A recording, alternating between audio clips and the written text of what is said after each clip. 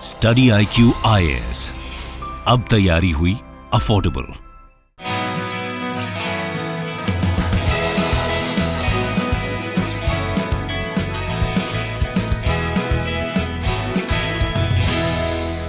Hi everyone, welcome to study IQ। मेरा नाम अपूर्व दीक्षित है। I have secured all India rank 11 in Indian forest service examination. आज के इस वीडियो में हम टाइम मैनेजमेंट की बात करेंगे। तो जो यूपीएससी प्रिपरेशन होती है ये जनरली एटलीस्ट आपका साल भर, 1.5 साल, ये बहुत मिनिमम है। आपका इवन फर्स्ट अटेम्प्ट से पहले आपका इतना समय चला जाता है। And generally at in certain cases ये जो प्रिपरेशन होती है it can stretch a lot. मेरे केस में ये 6 साल स्ट्रेच कर गई थी। और इस समय जो सबसे क्रूशियल फैक्टर होता है हमारे पास टाइम। आप ये समझिए, हम जिस वक्त जिस पीरियड की बात करें, जब हम ये टाइम दे रहे होते हैं, ये वो पीरियड है जो हमारी लाइफ का सबसे क्रूशियल पीरियड है। और ये पीरियड दोबारा नहीं आएगा। We are talking about the youth, are very youth. और हम पूरा यूथ, अगर इसमें जो हमारा टाइम होता है वो सबसे बड़ा एसेट होता है इस वक्त। और इसमें if we compromise on time, that is when we face the real issue and that is the problem that we all of us face. Also समय के साथ होता क्या है कि इतना लंबी प्रिपरेशन होती है, हमको समझ में नहीं आता कि किस चीज़ को पकड़ें, किस चीज़ को छोड़ दें। तो कैसे हमें जो भी हम अपना इतना वैल्यूबल टाइम दे रहे हैं, जो भी हम अपना कीमती समय दे रहे हैं, उसकी बेस्ट यूटिलाइजेशन कैसे करें, मैं इस वीडियो में आपसे बात करूंगा। तो सबसे पहले मैं यहाँ बात करूंगा, even before I come to the schedule, I will talk about the revision cycle. तो इस पर्टिकुलर एग्जाम में रिवीजन आपका बहुत इंपॉर्टेंट रोल प्ले करेगा। और मैं रिवीजन साइकिल इसलिए अभी इंक्लूड कर रहा हूँ बिकॉज ये जब हम टाइम मैनेजमेंट का हम अंदर एक एक सब्जेक्ट को और एक एक सेशन में कितना टाइम किस चीज़ को दें उसकी बात कर रहे होंगे, तब ये रिवीजन साइकिल दोबारा आएगी। That is why I wanted to start this session with the revision cycle. होता क्या है कि सब्जेक्ट, इतने सारे सब्जेक्ट्स होते हैं और जब भी हमारे सब्जेक्ट, हम एक सब्जेक्ट से दूसरे सब्जेक्ट शिफ्ट करते हैं, हमको थोड़ा याद रहता है। उससे तीसरे पे जाते हैं तब हम पहला तो एकदम ही भूल जाते हैं। और कई बार हमारी साइकिल इतनी लंबी होती है कि हम 3-3, 4-4 महीने बाद उस सब्जेक्ट को उठा रहे होते हैं जो हमने जिससे स्टार्ट किया था। तो इस केस में हमको अगर रिविजन नहीं कर रहे हैं, टाइमली उसको रिवाइज नहीं करते चल रहे हैं, तो जो हम पहले पढ़ रहे हैं वो हमारा एक तरीके से साफ होता चला जाएगा। तो हमें ये इंश्योर करना है कि हम जो रिवीजन है उसको अपनी प्रिपरेशन का, अपनी शेड्यूलिंग का इंपॉर्टेंट पार्ट बना के रखें। तो यहाँ पे सबसे पहले जो आता है कि डेली साइकिल ऑफ रिवीजन। अब होता है क्या है कि मान लीजिए आज आप कोई चीज़ पढ़ रहे हो, तो जनरली क्या होता है कि ऐसा तो है नहीं कि आज आपने पॉलिटी पढ़ा तो कल आप हिस्ट्री पढ़ रहे हो, कल आप इकोनॉमी पढ़ रहे हो।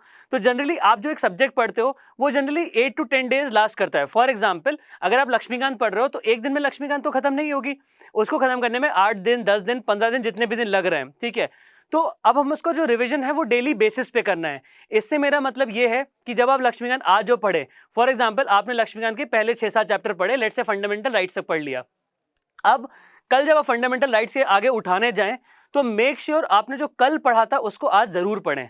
तो जब आप नेक्स्ट डे फंडामेंटल राइट्स के आगे उठाएं तो आप पहले जो 7 चैप्टर हैं फंडामेंटल राइट्स तक उसको रिवाइज करें और देन आगे बढ़े।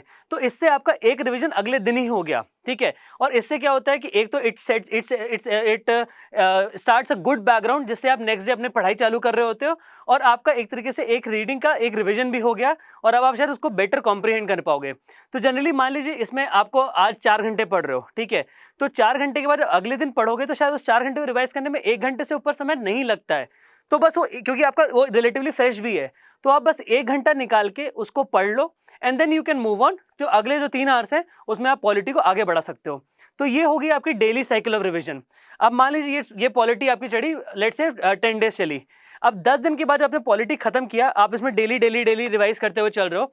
Once you are done with this daily revision, आपने पूरी बुक पढ़ ली है, make sure don't just put the book aside in one go. मतलब आप उसको बुक को किनारे मत देखना। जैसे पूरी बुक खत्म हो जाए, जो आपको 10 दिन लगा है, make sure you go through that book again. तो अगर 10 दिन में खत्म हो रहा है, आपको 3 दिन एक्स्ट्रा लग रहे हैं उस बुक को रिवाइज करने में, give that time to it, ठीक है। इससे क्या होगा कि आपका डेली रिवीजन के अलावा आपका एक पूरी सब्जेक्ट की साइकिल का एंड ऑफ साइकिल रिवीजन हो रहा है। तो आपने ऑलरेडी पूरा जो चीज़ पढ़ी हुई थी उसकी 2 से 3 रीडिंग आप ऑलरेडी दे चुके होंगे इससे। और जब आप पूरा बुक पढ़ लेते हो तो आपके दिमाग में एक बड़ी पिक्चर डेवलप होने लग जाती है। आपको बड़ा अच्छे समझ में आता है कि कॉन्स्टिट्यूशन का ये पार्ट में ये चीज़ की बात हो रही है, पार्ट 4 में ये बात हो रही है, पार्ट 5 में ये, पार्ट 6 में ये। ऐसे करके आपको हर पार्ट में पता होगा कि आप बेसिकली पूरी बिग पिक्चर देख पाओगे और आपका पूरा सब्जेक्ट एक अच्छे से एक होलिस्टिक पिक्चर, एक होलिस्टिक इमेज आपके दिमाग में बन जाएगी। तो ये तरीका है आपको रिवीजन करने का। इससे आपकी 2 से 3 रीडिंग ऑलरेडी हो चुकी हैं। फिर ऑब्वियसली ऐसा नहीं हो सकता कि आप अगला सब्जेक्ट पढ़ के फिर पॉलिटी पे आ पाए, ये हर बार पॉसिबल नहीं होता। तो इसमें आप थोड़ा इंडिपेंडेंट रह सकते हो, आप अपने बाकी सब्जेक्ट पढ़ सकते हो। फिर इवेंचुअली जब भी 1 डेढ़ 2 महीने बाद वापस आओगे पॉलिटी पे, तब हम इसको वापस से शुरू से इसी तरीके से वापस से रिवीजन चालू करेंगे, ठीक है। अब नेक्स्ट इसमें टेस्ट का बहुत इंपॉर्टेंट रोल होता है। Inculcate test in your preparation. अब कोशिश करो कि आपने जब एक का अगले दिन पढ़ लिया और पूरा सब्जेक्ट खत्म हो गया, उसके बाद कुछ फॉर्म में टेस्ट देना काफी जरूरी होता है, ठीक है। अगर आप प्रिपरेशन की बहुत शुरुआत में है तो मे बी आप ये सब चीजें स्किप कर सकते हो। मे बी शुरुआत की 2-3 रीडिंग में आप टेस्ट देना मे बी छोड़ सकते हो। बट अगर आपने प्रिपरेशन में थोड़ा टाइम दे चुके हो और आप थोड़ा टाइम से प्रिपेयर कर रहे हो, तो हर सब्जेक्ट की साइकिल के बाद उसके एंड में टेस्ट दे लो। इससे आपको अपनी सब्जेक्ट में प्रोग्रेस पता चल पाएगी कि अगर आपने अभी पूरा 10 दिन पढ़ा है और 10 दिन पढ़ के आप जब नेक्स्ट पार्ट में मूव कर रहे हो, उससे पहले देखो कि क्या जो आप पढ़ रहे हो वो सही डायरेक्शन में पढ़ रहे हो, या क्या आप जो पढ़ रहे हो वो आपको रिटेन रह रहा है कि नहीं रह रहा। डजेंट मैटर टेस्ट में मार्क्स कैसे आ रहे हैं, डजेंट मैटर हाउ गुड और how poorly you score in that test, but at least आपके टेस्ट देने से आपको आपका इस चीज़ का टेस्ट होगा कि आपने जो पढ़ा उसको सही डायरेक्शन में पढ़ा है कि नहीं पढ़ा है। तो उसके एंड में टेस्ट को इंक्लूड करना, टेस्ट को इनकलकेट करना बहुत ज़रूरी है। तो ये था रिविजन साइकिल पे, और अब इसी रिविजन साइकिल को बेस बनाते हुए हम अपने नेक्स्ट पार्ट पे पढ़ेंगे कि हम डे टू डे शेड्यूलिंग कैसे करें। डे टू डे शेड्यूलिंग पे मेरा जो मानना है कि आप जब भी कोई सब्जेक्ट पढ़ रहे हो उसको 4 घंटा जरूर दीजिए, ठीक है। मैं यहाँ पे करंट अफेयर्स की बात नहीं कर रहा हूँ, मैं यहाँ बात कर रहा हूँ जो आपके बाकी जो सब्जेक्ट्स हैं उनकी बात कर रहा हूँ। तो जो भी सब्जेक्ट है उसको 4 घंटा जरूर दीजिए। मैं 4 घंटा क्यों बोल रहा हूँ, इसका बेसिस ये है कि अगर आप कोई सब्जेक्ट आप एक घंटे में सब्जेक्ट स्विच करते हो, मान लो आपने 1 घंटा पॉलिटी पढ़ा, 2 घंटा हिस्ट्री पढ़ लिया, 3 घंटा ये पढ़ लिया, इससे दिक्कत क्या होती है कि जब तक आपको उस सब्जेक्ट में मोमेंटम बन पाता है तब तक आपको उस सब्जेक्ट से नेक्स्ट सब्जेक्ट पे मूव करने की नौबत आ जाती है। हर चीज़ का मोमेंटम वाली बात होती है कि आप कोई चीज़ पढ़ रहे हो, उसमें जब तक आपको फ्लो बनता है, आप उसको रोक दोगे तो वो पूरा मोमेंटम आप वेस्ट कर रहे हो, ठीक है। तो इसलिए 1.5-2 घंटा 3 घंटे के स्लॉट्स अवॉइड करिए। कोशिश करिए 4 आवर्स इज ऑप्टिमम टाइम कि आप थोड़ा एटलीस्ट 4 आवर्स में आप ठीक ठाक फ्लो और ठीक ठाक प्रोग्रेस हो सकती है। और अगर आपने उससे कम रखा ना, आप रिवीजन नहीं करोगे, आप रिवीजन अवॉइड करोगे, आपका जो ये 4 आवर्स है इसमें पहला घंटा तो पिछले दिन का रिवाइज करने में निकल जाएगा, तो आपको प्रोग्रेस नहीं पता चलेगी और आप मोमेंटम को वेस्ट कर रहे होगे। और 4 आवर्स से लंबा मैं इसलिए मना कर रहा हूँ क्योंकि मोनोटोनिटी हो जाती है, आप एक सब्जेक्ट को पढ़ के बोर हो जाते हो, थोड़ा सा सैचुरेशन आने लग जाता है। कभी बार होता है कि कुछ सब्जेक्ट में हमको देना पड़ जाता है, ऑप्शनल में देना पड़ जाता है हमको अक्सर ज़्यादा समय, बट कुछ जगह ये एक्सेप्शन चलेंगे, बट हार्ड एंड फास्ट नहीं होता। बट कोशिश करिए कि 4 hours is an optimum time, ना बहुत कम है ना बहुत ज़्यादा है, ठीक है। तो 4 आवर्स का एक स्लॉट रखिए और उन 4 आवर्स में आप अपना जो भी सब्जेक्ट है उस सब्जेक्ट को 4 आवर्स देके उस सब्जेक्ट को जस्टिफाई करिए, ठीक है। अब जनरली जैसे मान लीजिए अब आप कोई मुझसे पूछता है कि कितने घंटे पढ़ना चाहिए, तो घंटे कोई डिफाइन सेट ऑफ आवर्स नहीं हो सकते हैं। ये आपका ऐसा नहीं है कि आप इतने घंटे दोगे तो एग्जाम निकल ही जाएगा और इतने कम दोगे तो नहीं निकलेगा। आई हैव सीन पीपल जो शायद 12-14 घंटा पढ़ के पास होके फिर अब एग्जाम निकाले हैं, and I can also tell you people जो शायद 5 घंटा 5 तो नहीं शायद बट 6 घंटे 7 घंटे 8 घंटे करके उन्होंने एग्जाम निकाला हुआ है। तो घंटे सारा क्वालिटी मैटर करेगी, बट जनरली स्पीकिंग अगर आप फुल टाइम पढ़ रहे हो तो कोशिश करिए आप 8 to 10 आवर्स का शेड्यूल निकाल पा रहे हो, ठीक है। उसको जनरली आप 4 आवर्स और 2 आवर्स के सेशन में बांट लो और उसमें हर 4 आवर्स में एक सब्जेक्ट रखो, दूसरे 4 आवर्स में दूसरा सब्जेक्ट रखो और 2 आवर्स करंट अफेयर्स के लिए रखो। अब पहले मैं करंट अफेयर्स की बात कर लेता हूँ।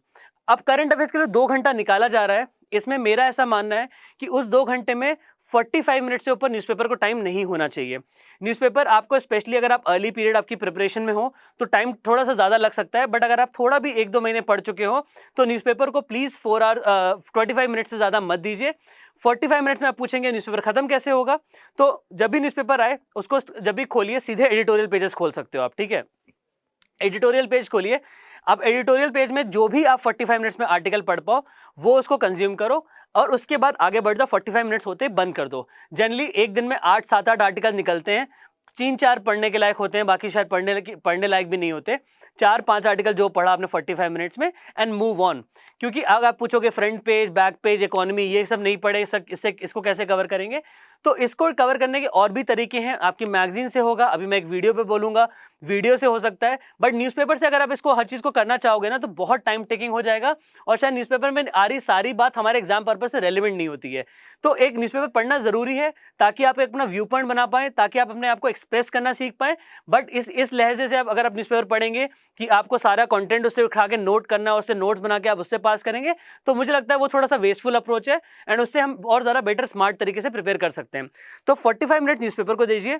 जनरली आई ऑलवेज एडवाइस कि करंट अफेयर्स के लिए कोई एक सेट ऑफ वीडियो देख सकते हो। वीडियो देखने के से मेरा मतलब है कि कोई भी, जैसे आजकल डेली करंट अफेयर्स टाइप के वीडियोस आते हैं कि जिसमें आपको पूरे एडिटोरियल, कोई भी सामने एक पर्सन, एक टीचर आपको वो पूरे एडिटोरियल समझाता है। जनरली वो वीडियोस आधे घंटे से 45 मिनट्स के बीच में होते हैं, इससे ऊपर नहीं होते हैं। वो वीडियोस देखने से ये होगा कि आपने वो पर्सन समझा रहा है जिसने यूपीएससी देखा हुआ है, जिसने इसको पता है इससे क्वेश्चंस कैसे आते हैं, और वो एग्जाम ओरिएंटेड फॉर्म में वो आपको वीडियो फॉर्म में दे रहा है। वीडियो कंज्यूम करना आसान होता है, वीडियो को आप चलते फिरते भी देख सकते हो। तो उससे क्या होता है, वो करंट अफेयर्स ज़्यादा अच्छे से बैठता है, हमारी समझ बेहतर होती है। तो वीडियो कंटेंट पे आप रिलाई कर सकते हो और हम थोड़ा यूपीएससी डायरेक्शन में, फिर अखबार की अंडरस्टैंडिंग यूपीएससी के डायरेक्शन में हो रही होती है। तो वीडियो से आप उसको वीडियो यूज़ करिए। देन इससे 45 मिनट्स प्लस 45 मिनट्स 1.5 घंटा हो गया। जो आधा घंटा है वो आप अपने या तो रिवीजन के लिए रख सकते हो, या फिर जो मंथली मैगजीन वगैरह होती है जिसको आप अदरवाइज चाहो तो वीकेंड पे भी रख सकते हो, बट डेली बेसिस पे एटलीस्ट रिवाइज जरूर करना। जो भी कल के न्यूज़पेपर में पढ़ा या कल के जो वीडियोज़ में पढ़ा उसके लिए कुछ ना कुछ रिवीजन स्ट्रैटेजी रखना, और वो जो आधा घंटा का टाइम है वो मैंने उसी रिवीजन के लिए रखा हुआ है। तो ये हो गया लगभग करंट अफेयर्स को देने वाले 2 आवर्स, ठीक है। अब आता है 2 घंटे हमने इसमें दे दिए। अब 4 घंटे और 4 घंटे के दो सब्जेक्ट उठा सकते हो आप, ठीक है। जनरली अगर आप अभी इस टाइम पे आपकी प्रिपरेशन की बात करो तो वो 4 घंटा, एक 4 घंटे का स्लॉट तो आपका ऑप्शनल को जा रहा होगा, और दूसरा आपके 4 घंटे का स्लॉट अगर आपका ऑप्शनल अभी बहुत मतलब अभी अर्ली प्रिपरेशन में हो और आपको इस वक्त लगता है ऑप्शनल में ज़्यादा टाइम देना चाहिए, तो ऑप्शनल में और टाइम दे सकते हो। बट आइडली 4 घंटे का एक ऑप्शनल का स्लॉट, 4 घंटे का एक जीएस का स्लॉट और 2 घंटे का एक करंट अफेयर्स का स्लॉट, इस टाइप की आपकी शेड्यूलिंग होनी चाहिए। तो बट अगेन मैं बोल रहा हूँ, ये बहुत हार्ड एंड फास्ट नहीं होता, ये एक बहुत रफ फ्रेमवर्क है जिसके अकॉर्डिंग आप सोच सकते हो। तो 4-4-2 के स्लॉट्स में पढ़िए, 4 घंटे एक सब्जेक्ट को जरूर दीजिए, और देन आफ्टर 4 आवर्स आप अपना ब्रेक्स ले सकते हो। ये हो गई आपकी बात डे टू डे शेड्यूलिंग की। अब नेक्स्ट मैं बात करता हूँ कि कई बार सवाल पूछते हैं बच्चे कि क्लास के साथ इसको कैसे मैनेज करें। तो ये जो 4 आवर्स का स्लॉट है, यही आपका, इसी में क्लास भी आ रही होगी, ठीक है। तो जैसे मान लीजिए आपकी क्लास, जनरली कोई भी क्लास होती है वो 2 घंटा, 2.5 घंटा, 3 घंटा स्ट्रेच करती है, जनरली ऐसा ही होता है। तो अगर आप 3 घंटे की क्लास भी मान के चल रहे हो, तो उस 3 घंटे की क्लास में जो भी सर ने पढ़ाया होगा, make sure that after the class you are going through it, ठीक है। पूरा जो सर ने क्लास में पढ़ाया उसको, अगर 3 घंटे की क्लास है, आधे घंटे से ऊपर नहीं लगता उसको रिवाइज करने के लिए, ठीक है। आप आधा घंटा क्लास के बाद उसको पढ़िए, ठीक है। और फिर जैसे ही आप नेक्स्ट डे जब क्लास शुरू हो रही होती है, उससे पहले 15 से 20 मिनट या आधा घंटा आप क्लास से पहले रिवाइज करने के लिए यूज़ कर सकते हैं। तो जो अगेन हम उसी 4 आवर के शेड्यूल में काम कर रहे हैं कि अगर हमने 3 आवर्स की क्लास करी है तो पोस्ट क्लास रिविजन के लिए 45 मिनट्स के अराउंड रख सकते हैं, और 15 मिनट्स हम उसके प्री क्लास रिवीजन के लिए यूज़ कर सकते हैं। तो जनरली इस फॉर्म में करने से आपका क्लास जो शेड्यूल होता है वो इसी में आ जाएगा, और इसमें आपका एटलीस्ट आपकी क्लास से बाद रिवाइज करने से ये होगा कि जो सर ने पढ़ाया उसकी एक बिगर पिक्चर आपके दिमाग में बन गई, और उसके बाद क्लास से पहले रिवाइज करने से ये होगा कि नेक्स्ट डे जो भी आपके टीचर नेक्स्ट डे पढ़ाने वाले हैं, उससे पहले आप उस पिछले दिन का जो पढ़ा हुआ वो आपको क्लियरली याद रह जाएगा, और फिर आपको नेक्स्ट क्लास समझने में आसानी होगी। तो ये आपके क्लास के साथ इन्हीं 4 घंटे के स्लॉट्स में आप मैनेज कर सकते हैं। अब इसमें इसी पूरी प्रिपरेशन में आपका वीडियो ऑडियो का बहुत रोल है। अब आजकल क्या होता है कि हम बहुत सारे वीडियोस देखते हैं अपने अराउंड, ठीक है। जैसे मैंने न्यूज़पेपर के लिए बोल रहा हूँ कि कोई भी एक सेट ऑफ वीडियो उठा लो, कंसिस्टेंट रहना उस वीडियो में। ऐसा नहीं कर रहे हो कि एक वीकेंड, मतलब एक दिन किसी एक कोचिंग का देख रहे हो, दूसरे दिन किसी और कोचिंग का देख रहे हो। जिस कोचिंग का भी देख रहे हो उसको स्टिक करिएगा। उससे क्या होता है, क्योंकि कई बार हर दिन सारे टॉपिक्स कवर नहीं हो सकते, तो उन्होंने अगर आज 3 टॉपिक कवर किए होंगे तो नेक्स्ट डे वो 3 डिफरेंट टॉपिक कवर करेंगे। तो इसलिए एक कोचिंग के वीडियो पे स्टिक करिएगा। वीडियो के साथ, वीडियो ऑडियो के साथ फ़ायदा ये होता है कि एक तो they are very easy to consume. आपका पढ़ने में मन कम लग रहा हो तो भी आप पढ़ सकते हो, आप उसको देख सकते हो, वो देखना हमेशा आसान होता है। तो एक तो वीडियो का रोल, आपको वीडियो से आपको चीज़ें आसान ईजी होता है कंज्यूम करना। दूसरा, उसको आप बार बार प्ले कर सकते हो, उसको आप रिपीटेडली सुन सकते हो, and if you go through it again and again वो चीज़ें आपके अंदर और इंटरनलाइज हो जाती हैं। तो दूसरा, आपको वीडियो को आपकी इंटरनलाइजेशन के लिए, आपको रिपीट करने के लिए आपके लिए बहुत बेनिफिशियल होता है। और हमेशा हम एक टेक्स्ट से बेटर हमेशा एक वीडियो ऑडियो से बेटर रिटेन करते हैं। जब हम सिर्फ टेक्स्ट पढ़ रहे होते हैं, we are just reading it और हमारे दिमाग में बहुत सारी चीज़ें चल रही होती हैं, बट जनरली वीडियो जो होता है वो ज़्यादा इंगेजिंग होता है। उसमें आप वीडियो भी देख रहे होते हो, आपके दिमाग में ऑडियो भी चल रहा होता है, and you are constantly thinking in the same direction. तो वीडियो से हमेशा एक बेटर रिटेंशन होता है, और आप इसको बहुत अच्छे से स्मार्टली यूज़ करोगे तो ये काफ़ी फायदेमंद होता है। और अगर आज की तारीख में हम टेक्नोलॉजी का यूज़ नहीं कर रहे हैं, we are somewhere down the line we are missing something. अब नेक्स्ट आता है कि कई बार वर्किंग प्रोफेशनल्स पूछते हैं कि हम इस सब को कैसे मैनेज करें। देखिए, पहले तो मैं ये समझता हूँ कि एज अ वर्किंग प्रोफेशनल आपको बहुत टाइम नहीं मिल सकता है।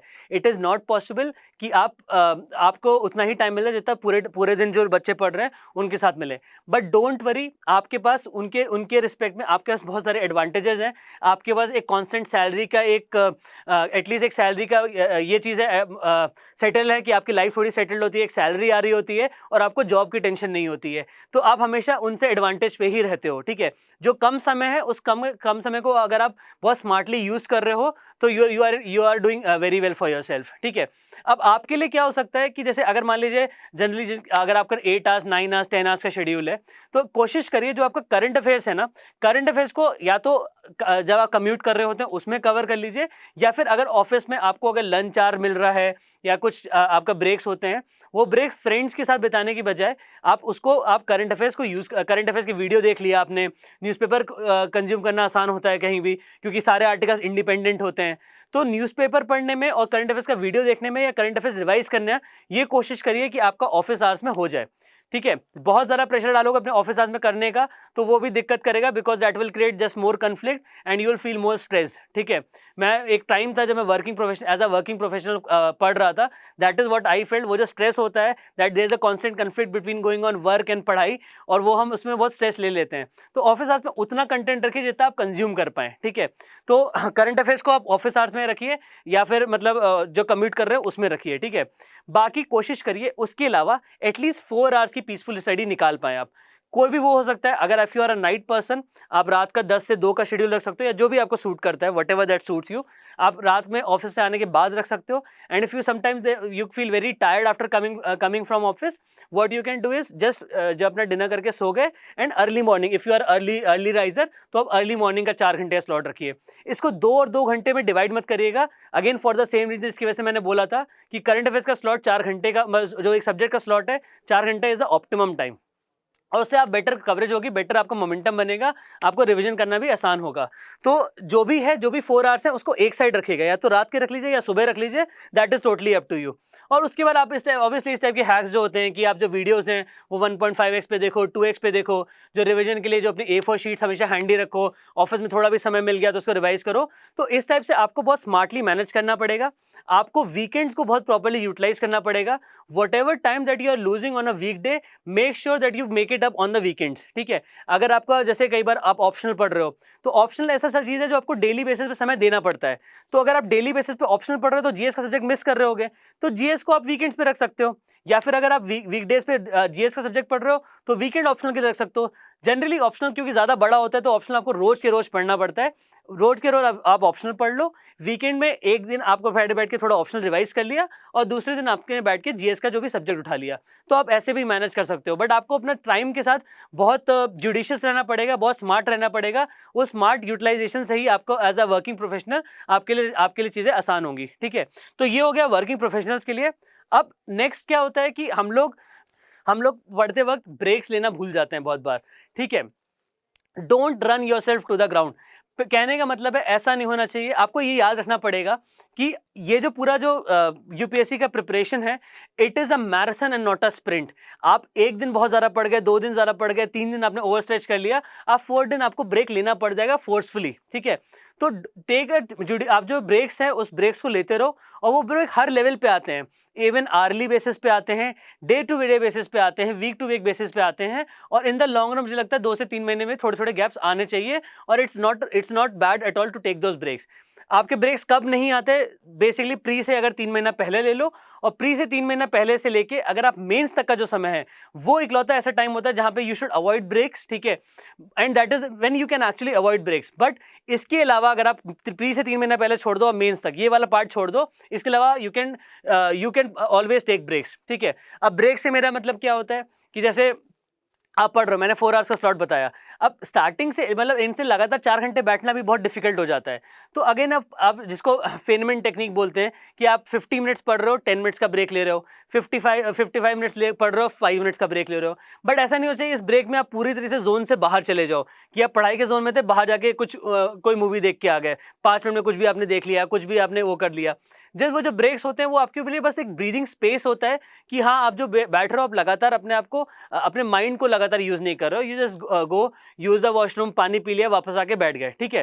तो that is how you take the break. तो ये हो गया आपके आर्ली बेसिस पे break. Once you are done with let's say 4 hours के, आप 4 आवर्स से आप डन हो जाते हो, देन ऑब्वियसली आप लंच का ब्रेक होता है, टी का ब्रेक होता है, वो होता है, and then after the end of the day आपने पास, अभी मैं बोल रहा हूँ अगर आप 10 आवर का शेड्यूल बना रहे हो, you still have at least 3 to 4 hours pair. तो वो आप जो 3-4 घंटे का समय है वो आप अपने मतलब बाहर बिता सकते हो, अपने फ्रेंड्स के साथ बिता सकते हो, that is when you can do anything. तो ये एक डे के एंड का ब्रेक हो गया, ठीक है। अब कई बार जैसे वीकली होता है कि इसमें हमेशा जब भी वीकली की जो ब्रेक्स लेना ना, हमेशा एक बहुत प्लान्ड मैनर में लेना। आपके ब्रेक्स ऐसे नहीं होने चाहिए कि आज मेरा पढ़ने मन नहीं लग रहा तो आज ब्रेक ले लेते हैं, बिकॉज ये एक तरीके का आपके अंदर इनडिसिप्लिन इनकलकेट करने लग जाता है। आपके जो ब्रेक्स हैं it should be very planned, कि मान लीजिए अगर आप संडे को प्लान कर रहे हो कि लेट्स से संडे इवनिंग मैं अपने लिए फ्री रखूंगा। अगेन जो ये ब्रेक्स हैं please avoid full day breaks. ये जो ब्रेक्स होते हैं ना जिसमें आप पूरे दिन कुछ नहीं कर रहे हो, ये आपका मोमेंटम पूरा किल कर देते हैं कि आपकी पढ़ाई की अच्छे जोन में हो और फिर आप एकदम से फुल डे ब्रेक ले लेते हो, then it is very difficult to get back to the same momentum on Monday, ठीक है। तो इट्स ऑलवेज बेटर कि जिस दिन आपको ब्रेक लेने का मन भी हो ना, एटलीस्ट आधा दिन पढ़ लो, आधा दिन आप ब्रेक ले लेना। तो आपके लिए जैसे मान लो आप संडे इवनिंग को ब्रेक ले रहे हो, प्लान इट कि मैं संडे इवनिंग को ही ब्रेक लूंगा। अब ऐसा नहीं है कि इसका मतलब आपका फ्राइडे को मन नहीं लग रहा तो आज फ्राइडे को ब्रेक ले लेंगे और संडे इवनिंग पढ़ लेंगे, बिकॉज फिर वो इनडिसिप्लिन क्रीप करने लग जाता है हमारे शेड्यूल में, ठीक है। अब ये जो ब्रेक्स होते हैं ना, ऐसा मेरा एक्सपीरियंस रहा है कि जब हम उन ब्रेक्स को हम यूट्यूब स्क्रॉल करने में लगा रहे होते हैं, हम ट्विटर स्क्रॉल कर रहे हैं, हम इंस्टा स्क्रॉल कर रहे हैं, it creates a kind of irritation एक पॉइंट के बाद, because our mind does not know what we actually want. We are looking as some sort of distraction, जो कि आपके दिमाग में बस और इरिटेशन प्रोड्यूस करता है और आपको ब्रेक बहुत प्रोडक्टिव नहीं होता है। तो don't just spend your break on scrolling. If you like watching movies, if you like watching things on internet, plan it कि हाँ आपको ये मूवी देखनी है, just go and watch the movie. I am not saying कि आप कोई content media consume मत करो, I am all for it. अगर आप कंज्यूम करना चाहो that is okay, but mindless मत करो, be very mindful of what content you are taking it. अगर आप कोई मूवी देख रहे हो then feel free to do so, बस आपको पता होना चाहिए आप क्या देख रहे हो। अब ये नहीं है जो यूट्यूब दिखा रहा है वो देख रहे हो, ठीक है, because that creates a lot of friction, it creates a lot of irritation, ठीक है। तो ये इसको अवॉइड करना। उसके अलावा जैसे जो ब्रेक्स में इसमें जो peeking at the right time वाली बात है कि आपको सही टाइम पे पीक करना है, ये बहुत सारे ये डे टू डे बेसिस पे अप्लाई होता है, ये ईयरली बेसिस पे अप्लाई होता है। फॉर एग्जांपल अभी हम बात कर रहे हैं, we are talking in July 2022, हमारा अगर एग्जाम नेक्स्ट ईयर है, ठीक है, we are talking about one year later than today, ठीक है। अब अगर हम आज से हम हर दिन 12-12 घंटे पढ़ रहे हैं, there is a high chance कि आप दिसंबर जैन में पीक करने लग जाओ, ठीक है। And then when it actually comes to the crunch time, you are falling short, you are not doing what you are supposed to do, ठीक है। तो अपने आप को सही टाइम पे पीक करना है। हमें नेक्स्ट ईयर 28 मई को हमारा प्रीलिम्स है, that is when we are supposed to peak in the first instance, and then जब आपका सितंबर में मेंस है तब आपको वापस से पीक करना है। और ये आपका जो प्री से ऑब्वियसली 3 महीने पहले से आपको प्री वाले जोन में जाना होता है, आपको प्री के लिए आपको ऑब्वियसली ज़्यादा मेहनत करनी पड़ती है, आपको आवर्स इंक्रीज होंगे, तो आपको उस वक्त पीक करना है एंड उससे पहले नहीं करना है। तो अभी right now don't run yourself into the ground, make sure कि आप अभी अपने आप को एक सफिशिएंट ब्रीदिंग स्पेस दे रहे हो, अभी अपने लिए अपनी हॉबीज, अपने फैमिली, अपने फ्रेंड्स के साथ टाइम स्पेंड कर रहे हो, बिकॉज प्री से 3 महीने पहले से लेकर मेंस तक कुछ नहीं होगा, ठीक है। उस वक्त तो आपको पढ़ना ही पढ़ना है, but right now give yourself this breathing space कि आप ब्रेक्स लो and just enjoy yourself in those breaks. तो ये हो गया ब्रेक की बात। इसमें अच्छा peaking at the right time से ये even day to day basis पे अप्लाई होता है। अब जैसे फॉर एग्जांपल लंच के बाद नींद सबको आती है, लंच के बाद everybody slow, it is just a natural जो आपकी बॉडी का रिएक्शन होता है फॉर मेटाबॉलिज्म, ठीक है। तो आपको पता है कि लंच के बाद you are down, you have to be intelligent enough to know कि लंच के बाद वो चीज़ पढ़ो जिसमें आप जो आपको कंज्यूम करना आसान है. फॉर एग्जाम्पल कोई भी वीडियो होता है, जैसे करंट अफेयर्स का वीडियो है या न्यूज़पेपर है, it is easy to consume after lunch because again you are in a slightly laid back thing. आप ऐसे में वीडियो कंज्यूम करना आसान होता है. तो यू हैव टू नो कि आप दिन के किस वक्त पीक कर रहे हो. जब पीक करो आप पिकअप दोज थिंग्स है. फॉर एग्जाम्पल कुछ लोग ब्रेकफास्ट के बाद बहुत फ्रेश होते हैं या कुछ लोग शाम के वक्त बहुत फ्रेश होते हैं. तो जिस वक्त भी आप पीक कर रहे हो उस वक्त अपने ऐसे सब्जेक्ट उठाओ जो कि आपको पढ़ने में थोड़ा सा स्ट्रगल हो, जिसमें आपको थोड़ी मेहनत ज़्यादा करनी पड़ी. और जब आप जिसके दिन के जो डाउन पार्ट्स होते हैं उसमें आप ऐसी चीज़ें उठाओ जो कि आप को पढ़ने में थोड़ी दिक्कत होती है, जिसको पढ़ना आपको आसान होता है. ठीक है, तो ये था आपका रोल ऑफ ब्रेक्स. और ब्रेक्स ज़रूर लेते रहिएगा बीच बीच में. नेक्स्ट आता है डिसिप्लिन और मोटिवेशन का. अब अगेन वो इमोशनल इंटेलिजेंस वाली बात है कि again if you are talking about next year prelims की हम बात कर रहे हैं और अभी हमारा लेट से किसी ने प्रीलिम्स दिया था और अभी आपको प्रीलिम्स में आपने सेटबैक फेस किया है, it is very difficult to study right now. ठीक है, you have to have this emotional intelligence कि what is it that needs to keep going, that would keep you going. जैसे अगर आपके पास डेट्स का pressure होता है, अभी मैं आज से बोलूं कि आपको 2 महीने में एग्जाम है, सडनली आप पढ़ने लग जाओगे, बट जब तक आपके पास कोई डेट्स का प्रेशर नहीं होगा, जब तक आपसे एग्जाम थोड़ा दूर होगा, आप हमेशा थोड़ा सा आपके पास मोटिवेशन की कमी रहेगी. So you have to be emotionally intelligent कि आपको ऐसे में क्या पढ़ना चाहिए. फॉर एग्जाम्पल अगर किसी ने प्री दिया था एंड ही और she has face setback in the prelims, तो हमारे पास थोड़ा सा जो सेटबैक होता है तो हमें सब्जेक्ट पढ़ने में थोड़ा मज़ा नहीं आता. फॉर एग्जाम्पल अभी आपको लगा कि आपने 2 महीने से लक्ष्मीकांत रट रहे थे, एग्जाम में आया तो मैं आंसर नहीं कर पाया, तो इट इज़ वेरी नेचुरल कि आपको वो बुक पढ़ने में मज़ा नहीं आएगा. तो ऐसे में आप अपना ऑप्शन उठा लो, क्योंकि ऑप्शनल ऐसा चीज़ होती है जो जनरली आपके इंटरेस्ट की होती है. ऑप्शनल और जनरली ऑप्शनल का कोई वो क्योंकि आपने प्री में फेल किया हो तो ऑप्शनल आपका यूज़ नहीं हुआ होता है, तो जनरली कोई बैगेज नहीं होता उस ऑप्शनल का. तो आप ऑप्शन उठा लो ऐसे में. It's a very right now if you are preparing for next year, right now is a very good time to study optional.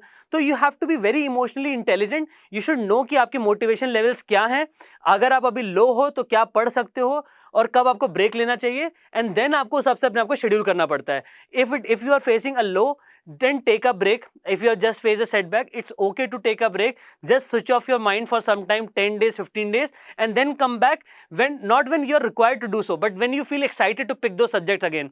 जब भी आप वापस पढ़ने बैठो, you should feel that excitement कि yes, अब मैं पढ़ना चाहता हूँ. Right now, I want to spend all my energy into the subject. So that is how you need to know कि आपके motivation levels क्या हैं. आपको you have to be emotionally very intelligent. आपको अपने peaks and troughs का ध्यान रखना पड़ेगा. जो मैंने ये जो थर्ड पॉइंट लिखा हुआ है यहाँ पे कि आपके जो पीक्स एंड ट्रफ्स होते हैं वो दिन के, उसमें भी आपको ध्यान रखना चाहिए कि लंच के बाद लो टाइम आता है तो सबका आता है, तो आपको ऐसी चीज़ें रखो जहाँ पे आप उसका बेनिफिट कर सको उस चीज़ से, और जहाँ पे आप लो हो वहाँ पे आप उसको कैसे यूटिलाइज कर रहे हो. ठीक है, बाकी I think all the time अगर आपको अच्छे अपने आवर्स देने हैं और अपना मोटिवेशन रखना है ना, तो डेट्स का कुछ प्रेशर रखो. भाई डेट्स का प्रेशर क्या होता है, अब यूपीएससी साल में एग्जाम एक ही बार आ रहा है, तो अगर अभी आपको कुछ प्रेशर करना है ना, join a test series and make sure you are writing test on those particular date जो आपने डिसाइड किया है. कि अभी अगर आपको अभी मोटिवेशन नहीं आ रहा है, एक अपनी टेस्ट सीरीज ज्वाइन कर लो और उसके टेस्ट हिसाब से शेड्यूल कर लो कि आप उसके टेस्ट अच्छे से दे पाओगे. तो लेट से मान लो अगर आप ऑप्शनल पढ़ रहे हो राइट नाउ, ठीक है, तो जुलाई, अगस्त, सितंबर, अक्टूबर, these are best months to study optional, because अभी आप एकदम फ्रेश सब्जेक्ट है और अभी आप इस पर बिल्ड कर सकते हो अच्छे से. बिकॉज आफ्टर दैट जो आपका नवंबर, दिसंबर, जैन वाला पीरियड है, वो प्रॉब्ली आपके जो जीएस के सब्जेक्ट्स हैं उसमें काम करने में निकल जाएगा. And then after that it is a good segue into the prelims preparation, जो कि आपकी जो प्रीलिम्स की डेट से 3 महीने पहले से चालू हो जाती है, जिसमें आप बहुत ज़्यादा प्रीलिम्स ओरिएंटेड हो जाते हो. ठीक है, तो that is how you manage the transactions also. ठीक है, तो अभी के लिए मान लिया अगर आप ऑप्शनल पढ़ रहे हो तो ऑप्शनल की टेस्ट सीरीज ज्वाइन कर लो. लेट से आपका ऑप्शनल का मान लीजिए पेपर 1 सेक्शन ए है, इसका सेक्शनल टेस्ट है, तो लेट से आपने 15 डेज में आपने वो टेस्ट शेड्यूल कर लिया है. Now you know come what में 15 डेज के बाद आपको वो टेस्ट देना है तो देना है. ठीक है, तो जब आप उसको ऐसे आपके ऊपर एक एक्सटर्नल प्रेशर आ गया डेट का कि इररिस्पेक्टिव यूपीएससी का एग्जाम कब है, मेरा एग्जाम तो 15 दिन में ही है. ठीक है, तो आपको डेट्स का ऐसा प्रेशर रखना पड़ेगा अपने ऊपर, that is what will keep you going, that is what will put a pressure on you to a certain extent, जिससे आप काम कर पाओ. अदरवाइज बिना प्रेशर के, बिना डेट्स के, it is very difficult to have that motivation all round the year. If you can, it's good for you, but trust me, I know it is very difficult. तो अपने लिए motivation externally आप थोड़ा सा create कर लो. Set accountability mechanism. For example tell your friend कि if I don't give a test, question me why I am not giving the test on that particular date. Tell your mother और your father कि मुझे इस date में याद दिला दीजिए कि मेरे टेस्ट देना है, तो that will keep an external accountability also. तो make sure you put a little pressure so that you can have that discipline and have that motivation. अब इसमें जो ये मेरा लास्ट पार्ट है इसका, कि कुछ चीज़ हमको ध्यान रखनी पड़ती है इस एग्जाम में। Momentum is such an important aspect. अगर आपकी पढ़ाई अच्छी चल रही होती है तो अच्छी चलती रहती है, एक बार वो खराब डाउन टर्न आता है, it is very difficult to pick that up again. तो make the most out of your momentum, and when you are starting again make sure you are not going to run at 100 km/h on a first day. आपको car को धीरे धीरे करके accelerate करना पड़ेगा। If you are suppose to hit let's say 10 hours, आपको start करना पड़ेगा maybe 4 hours, 3 hours, 4 hours, 5 hours, 6 hours, then आप 10 hours लेके जा रहे हो। तो वो पूरा मोमेंटम बिल्ड करना पड़ता है, और जब मोमेंटम बिल्ड हो जाता है उसको ब्रेक मत होने देना। तो momentum is the key in this examination. Then जो आप डेली बेसिस पे आप टारगेट जरूर बनाना। For example if you get up in the morning, जब भी आपको पूरा शेड्यूल, जब भी सुबह उठो, अपने दिन को पूरा शेड्यूल करो। यू शुड फोरसी कि आपको इस दिन में आगे करना क्या है, ठीक है। इसमें आपको ध्यान रखना है कि, और जब आप इसमें जब शेड्यूल बना रहे हो ना, be very specific with it. ऐसा नहीं कि इसमें पॉलिटी पढ़ेंगे, इसमें हिस्ट्री पढ़ेंगे और फिर करंट अफेयर्स पढ़ के सो जाएंगे। That you know every already. Polity पढ़ेंगे तो कौन से चैप्टर्स पढ़ेंगे, हिस्ट्री पढ़ेंगे तो कौन से चैप्टर पढ़ेंगे, कितना मैं पर आवर्स कंज्यूम कर सकता हूँ, कितना मैं खत्म कर लूंगा, इस हिसाब से। तो आपके टारगेट जो होते हैं वो बहुत स्पेसिफिक होने चाहिए, और ये जो टारगेट हैं ये थोड़े से ऑप्टिमिस्टिक होने चाहिए। ऑप्टिमिस्टिक से मतलब इतने ज़्यादा डिफिकल्ट ना हो कि वो अचीव ही ना कर पाओ, फिर आप, क्योंकि then you will give up. आपके पास को वो डिसिप्लिन, वो मोटिवेशन रहेगा नहीं, क्योंकि आप फिर रोज आपको गिव अप करने की आदत पड़ जाएगी। हैव द टारगेट जिसमें आप अचीव करने के लिए थोड़ा सा पुश करना अपने आप को, और आपको शायद वो टारगेट कंप्लीट करने में डिफिकल्टी भी हो। अगर आपने टारगेट बहुत आसान रख लिया तो फिर वही होगा कि आप 3 घंटे में टारगेट खत्म करे बैठे होगे, then you are going to chill for 1 hour। तो अपने टारगेट थोड़ा सा ऑप्टिमिस्टिक रखना हमेशा। इसके अलावा ऑलवेज रिमेंबर, सिलेबस कंप्लीट करने से कहीं ज़्यादा आपके लिए रिवीजन है। सिलेबस आपने, मान लीजिए आप 4 घंटे पढ़ रहे हो और आप कह रहे हो कि मैं 1 घंटा रिवाइज नहीं करूंगा, I just study for those 4 hours and take the syllabus forward. आप वो सिलेबस फॉरवर्ड ले भी गए ना, तो आप पीछे को ऑलरेडी लूज कर रहे हो ज़्यादा तेज रेट से। तो इसलिए बेटर होगा कि वो जो रिवीजन है उसको ज़रूर ध्यान दो। अगर वैसे आपको 10 दिन सब्जेक्ट पढ़ने वाला लग रहा है कि यार मैं नेक्स्ट सब्जेक्ट पे स्विच कर सकता था, रादर देन सर ने बोल दिया कि 2 दिन और दे दो, वो 2 दिन जो एक्स्ट्रा देना है ना, वो टोटली वर्थ इट होगा। Because at the end of the year जब आपको याद आएगा ना, अच्छा मैंने रिवाइज कर लिया था, नहीं तो सब साफ हो जाता है। एंड तब भी साफ होगा, उसके बाद ही बता रहा हूँ साफ होता रहेगा चीज़ें। बट अगर आपने रिविजन नहीं किया ना, तो आपको कुछ भी रिटेन नहीं रहेगा। तो हमेशा रिविजन को प्रायोरिटी दीजिए सिलेबस कंप्लीशन के ऊपर। Then another point I want to make is keep your study space very sacred. The moment you are in that study space, जहाँ पे भी आप अगर टेबल पे जो पढ़ते हो या जहाँ पे भी लाइब्रेरी में पढ़ते हो, जहाँ पे भी आप पढ़ते हो, मेक श्योर उस स्टडी स्पेस की सेक्रेडनेस को प्रिजर्व रखना। पॉइंट बीइंग कि आप अगर स्टडी स्पेस पे हो, अवॉइड उस स्टडी पे फ़ोन यूज़ करना अवॉइड करना, या कोई भी यूट्यूब वीडियो या कहीं भी इंस्टा ट्विटर ये सब खोलना अवॉइड करना। बिकॉज आप, it becomes very natural habit of our mind when it knows कि आप उस स्पेस पे, the moment you sit on the table on that chair, you are not going to be distracted come what में। तो वो sacredness preserve रखते हो ना, तो फिर आप जबरदस्ती के नए नए डिस्ट्रैक्शन नहीं लेके आते हो। You keep your mobile outside, या जो भी आपको डिस्ट्रैक्ट कर रहा है उसको हटाओ, and you preserve that sacredness. आप वहाँ बैठ गए हो, your mind should get in the zone कि अब तो पढ़ना ही है, ठीक है। तो उस टेबल की जो भी, जहाँ पे भी आप पढ़ते हो, जो भी आपका स्टडी स्पेस होता है, उसकी सेक्रेडनेस को जरूर मेंटेन रखना। It will always help you keep that discipline and to keep that motivation, ठीक है। इसके बाद हमेशा ध्यान रखना, कंसिस्टेंसी हमेशा नंबर ऑफ आवर्स को ट्रम्प करती है। If you are giving 5 hours only, ठीक है, 5 घंटे दे रहे हो बट रोज दे रहे हो, that is always better than कि आप 8 घंटे 10 घंटे दे रहे हो और तीसरे दिन ब्रेक ले लेते हो या पूरा छुट्टी ले लेते हो। तो हमेशा कंसिस्टेंसी, हमेशा जो नंबर ऑफ आवर्स हैं, जो पीक आवर्स हैं, उसको हमेशा ट्रम्प करेगी। And similarly quality will always Trump quantity. आप कुछ भी कर लो, आप 10 कर लो, 12 घंटे पढ़ लो, but if you are sitting on the table and not studying properly, it's a waste of it's the waste of your very useful time. अगर आप वहीं आप 4 घंटे पढ़ रहे हो but that those are very quality time, it is always better. Again मैं फिर वही बोल रहा हूँ, ये घंटे देने वाला एग्जाम नहीं है। यहाँ पे आपको घंटों के हिसाब से दिहाड़ी नहीं मिल रही होगी, ठीक है। तो आपको बस अपना जो भी आपको आवर्स दे रहे हो, जितने भी दे रहे हो, make sure those are quality hours. वहाँ बैठ के टाइम वेस्ट करने से, वहाँ बैठ के बस बैठने से कुछ नहीं होगा। तो जब भी दीजिएगा क्वालिटी दीजिएगा, क्वांटिटी से ज़्यादा, ठीक है। अब लास्ट में I just say this one thing कि जो ये जो प्रिपरेशन है ना, ये लाइफ का एक पार्ट है। Just don't let this preparation be your life, ठीक है। लाइफ में बहुत इंपॉर्टेंट चीज़ें होती हैं जो जिनको हमें शायद समय हम अभी लगता है कि they are not so important, अभी हमारे पढ़ाई सब कुछ है। Yes, to a certain extent it is true also, but please find time for life right now. Obviously pre से 3 महीने पहले से लेके मेंस तक, that's a different slot altogether. वहाँ पे आप ये जितना भी आइसोलेट करना है, जो करना है उस वक्त करना, when you are far from exam. मतलब प्री से 2 महीने पहले ऑब्वियसली आप कोई डिस्ट्रैक्शन नहीं रख सकते हो, but when you are far from exam, आपको एग्जाम अगले साल देना है। थोड़ा सा समय अपनी हॉबीज़ के लिए, अपने फैमिली के लिए, अपने फ्रेंड्स के लिए निकाल लीजिएगा। It would keep you Sen, it would keep you going, it would keep you motivated, ठीक है। तो इस पूरे उसमें, और ऑल्सो इसमें ध्यान रखिएगा, please take care of your physical and mental health, ठीक है। आप जो भी कर रहे हो अपने आप को एग्जाम के लिए, आप फिजिकली एंड मेंटली अपने आप को तैयार कर रहे हो। It's not an easy exam. Mains अपने में फिजिकली मेंटली हर तरीके से चैलेंजिंग होता है, and so is prelims also, ठीक है। तो अपने आप को फिजिकली और मेंटली बेस्ट शेप में रखोगे, that will give you the best chance to succeed, ठीक है। तो please find, specially when you are far from exam, please time find for your friends, please time find for your family, keep your mental health and physical health well, follow hobby, follow passion. अगर आप for me it was football. मैंने शायद पिछले 3-4 साल से शायद कोई Chelsea का मैच मिस किया होगा, ठीक है। बिकॉज अगेन वो आपकी हॉबी बन जाती है, it becomes a part of your every day routine. आपका जो वीकली रूटीन है उसका पार्ट बन जाता है, ठीक है। तो please make time for life, please follow your hobby. जो भी आपको करना अच्छा लगता है वो करो, and don't isolate your self. Pre से 3 महीना पहले से लेके मेंस तक की बात डिफरेंट है। वहाँ पे चीज़ें बहुत अलग लेवल पे पहुँच जाती है, इंटेंसिटी वगैरह। बट उससे पहले अवॉइड योर आइसोलेशन। अपने आप को बंद मत करना, अपने आप को एक कोने में बांध के मत रखना कि अब तो भैया 1 साल बाद IAS ही निकलेंगे। ऐसा नहीं होता है। This will ruin your mental health, and this will also to an extent affect your physical health as well.